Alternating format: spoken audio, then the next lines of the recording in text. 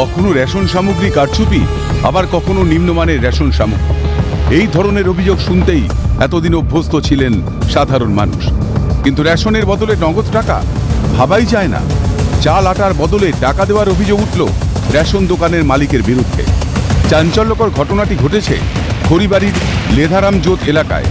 সিএনএর ক্যামেরায় ধরা পড়ল সেই ছবি।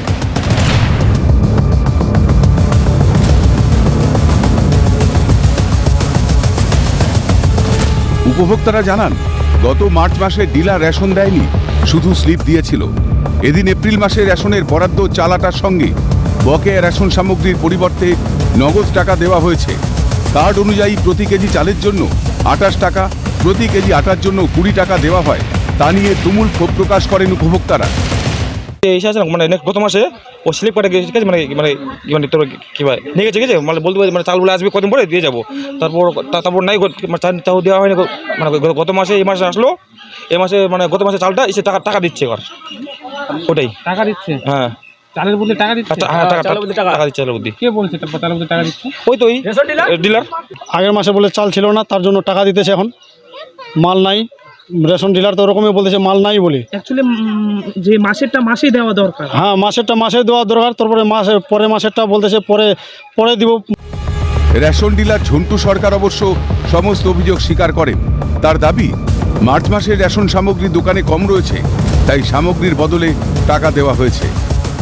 মাল আমার যখন শর্ট, তাহলে 1 মাসের টাকা নেন, 1 মাসের মাল নেন, এই জন্য আর কি। এটা কি ঠিক? আপনি যে টাকা না, আমি ঠিক না, মালই নাই আমার কাছে।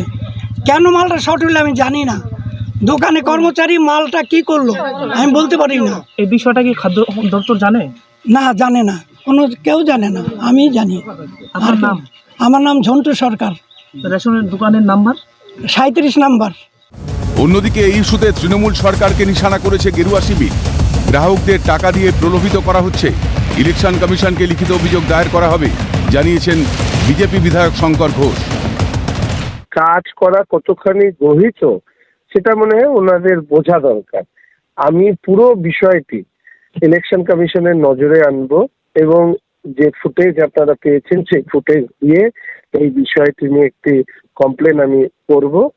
যারা রেশন তুলছেন তারাও তো ভোটার, ফলে তাদেরকে প্রভাবিত করবার জন্য এই ধরনের কাজ করা হচ্ছে কিনা সেটা নিয়ে প্রশ্ন ওঠে। অর্থ দেওয়া প্রলোভনের একটা অঙ্গ হিসাবে যায়।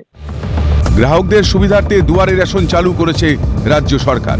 সেই খাদ্য সামগ্রী হাতে পাওয়া তো দূরস্থ, বদলে গুনে গুনে টাকা দিচ্ছেন খোদ রেশন ডিলার, জানিয়ে উঠছে বিস্তর প্রশ্ন।